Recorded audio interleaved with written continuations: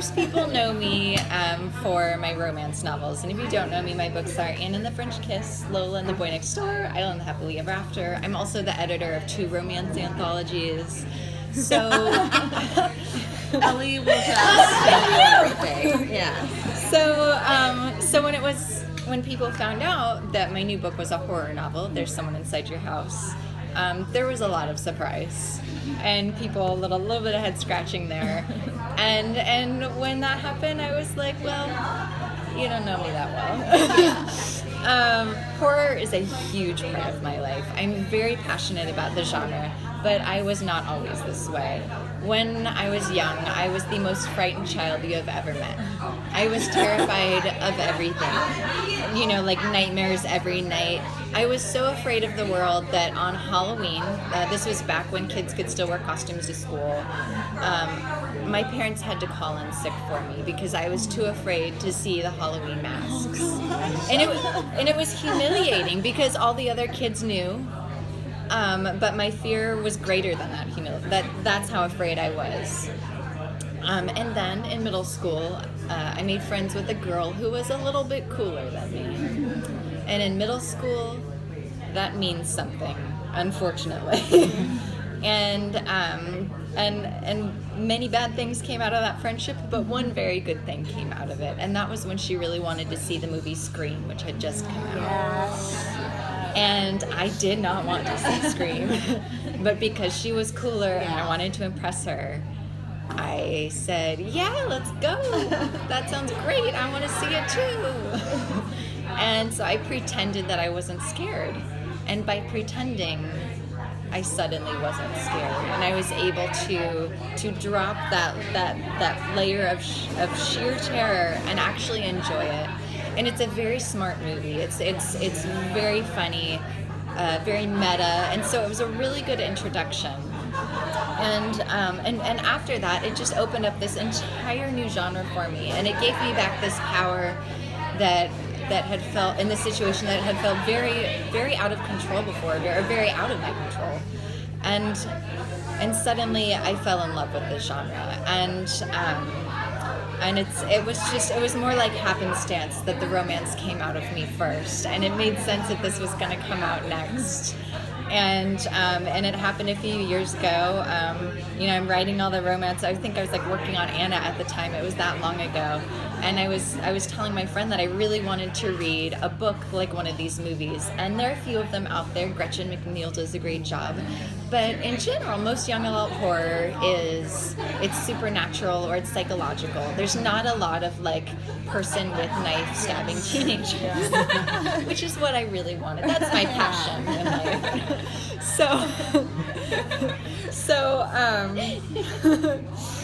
So my friend was like, well, just write it.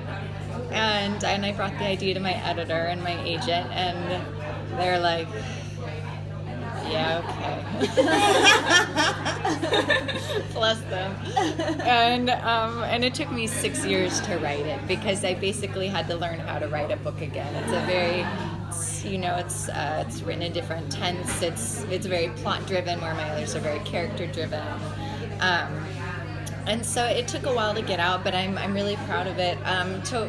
So horror is a tricky genre in that people do have, So backing up, I was a librarian and a bookseller for many years, and my favorite thing is to get the right book in the right person's hand. And because of that, I've talked people out of buying so many of my books. I'm like, oh no, you'll like this one so much more. and with this one, what I would say is that if you're interested in it, but a little too afraid if it's not your genre, I think you can handle it. I don't think it's that scary. I think it's more of that, it is a little gory, so if you have gore issues, that might be a problem. But I think it's definitely the spirit of a slasher where, I always tell people, it's like Anna and the French Kiss with murder. There's still a love interest. There's still, my kind of dialogue. It feels like my kind of characters. There's just a high body count on top of it. But... So I do encourage people, but also, we all know our own triggers. I would never try to push it on anyone who didn't want it. But if you're at all tempted, I would say you can handle it. I would say you can. I get that question a lot, and I think we're all a lot braver than we think we are. And just, it's that whole like fake it till you make it. Those people are like, smile and you'll be happy eventually, which I hate that advice. It's disgusting. But every now and then it works, which makes me mad. And it works for this too. So like, I can't say too much about the book itself because it gets into spoiler territory really, really quickly. But it's basically about a girl who lives in rural Nebraska, who's from, she's lived there about a year. She's from Hawaii. She feels very out of place there. I like writing about people who feel out of place. That was kind of my whole teenage existence. And you know, she and her friends are just looking forward to graduation. They're seniors. They're ready to go. They're ready to move on to their life and get out of this very small town. And then a serial killer shows up. So there's a little bit of a love story. There's a very high body count. I would say just it's a very traditional movie. It's very much cinematically influenced as opposed to literary influenced. We'll see how that works, but I'm really excited about it. I'm excited that I was given the opportunity to write it. I don't know if I will ever be given the opportunity again, but you know, you gotta like grab it while you can. It was a lot of fun. Yeah. If you were given the opportunity, would you do like maybe not a sequel, but like another? Oh, I have another one planned. Like a YA horror? Yeah, I do.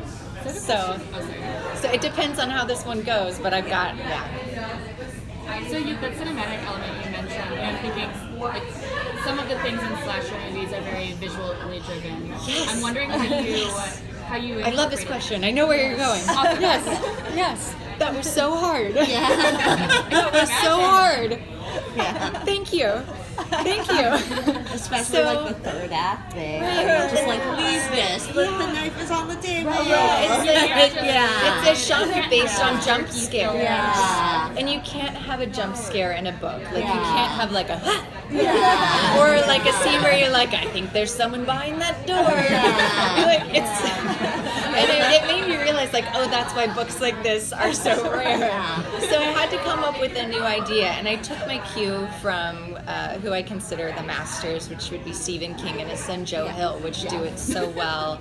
And they do really object-based horror. And they kind of cracked the code that it's more about making you very nervous about everyday things. And so the killer in my book does gaslighting, which is basically when someone like moves stuff around and makes you think you're going crazy. And so like it's very object-based until you get to this step. I'm so excited. I'm gonna read this on the train ride. I love horror.